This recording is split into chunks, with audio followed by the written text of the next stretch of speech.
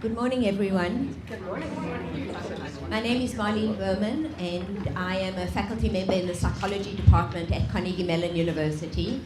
I'm delighted to welcome you all today to the first of the community outreach speaker series that is jointly a product of a partnership of the Heinz Endowments and Carnegie Mellon University BrainHub initiative. I should start off by recognizing and acknowledging the Heinz Endowments for their contribution, as well as Dr. Alison Barth, the faculty director of the CMU BrainHub initiative. And I will tell you, I will come to a whole list of thanks towards the end of this very short introduction. Carnegie Mellon is committed to advancing progress in our understanding of behavior, and moreover in using the basic discoveries that come from science and transforming them into applications that have real-world relevance.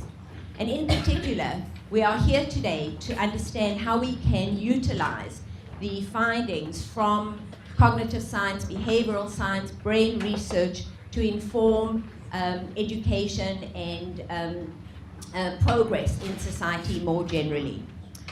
For those of you who don't know what BrainHub is, it's a global research partnership that harnesses Carnegie Mellon's strengths.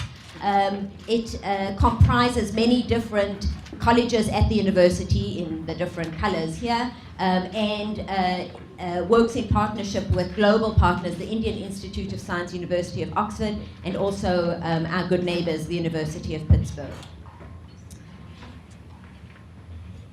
CMU is a place where basic science meets real-world relevance. And as I noted, the idea here is to use some of the innovations of the campus, including artificial intelligence, cognitive psychology, education research, neuroscience research, to be able to understand how we can utilize these fundamental findings and transform them to cross the boundary into the real world. BrainHub has launched this Neurons to Neighborhood specifically to identify gaps in the field of policy, in the field of practice. And the idea here has been to form a community partnership with the Heinz Endowment that engages shareholders on the front line of providing education and health services to improve people's lives. I should note here that we have individuals from 55 different agencies or institutions represented in the room today. And the idea here is to put our collective minds and brains together to really push the frontier and to come out at the end of the day with some practical suggestions as well as a better understanding of where we are in transforming basic science into application. Perhaps the quotation that, for me, summarizes this endeavor most of all is from Louis Pasteur, who says, to the person who devotes her life to science, nothing can give more happiness than increasing the number of discoveries. And indeed, this is true. But the cup of joy is full when the results of the studies immediately find practical applications. And our charge today is to find those practical applications.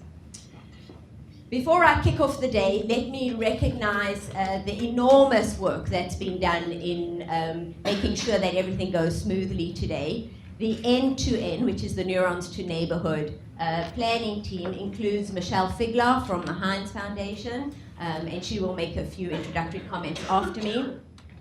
Chris Rourke from the Office of Child Development at the University of Pittsburgh, Marge Petrashka, consultant at the Heinz Endowment, myself and David Rackerson, and Annabeth Van Gulik, who's the research liaison to psychology and BrainHub, are all representatives from CMU. Ginger Placone and Bob Dorney have been very helpful in making sure that we have all the material and the refreshments, etc. And I must give considerable credit to Jerry Balbier, the Executive Director of the BrainHub at CMU, who has really been the driving force and the unstoppable energy behind this initiative. So welcome everybody. In terms of the schedule, we're going to have 4 guest speakers. We will also have the opportunity to have talking points from policymakers and from practitioners. And the new part that we are going to be implementing this afternoon is going to be round-table discussions in which we are all going to hopefully participate and identify gaps in the research. That could be in brain research, in behavioral research, in policy research, in understanding social economic status, etc., and coming up with some recommendations that we can then move forward. So I hope this is as productive and exciting an event as we can possibly muster. And I will kick off the morning by introducing our first speaker. Oh, sorry, before our first speaker, I should, sorry, Michelle. I said you were going to have a few comments, so. Thank you. You can stay with me since you're going to be welcome. Okay, sure. So, good morning, everybody. On behalf of our president, Grant Oliphant, I send his regrets. Unfortunately, he's not able to join us this morning.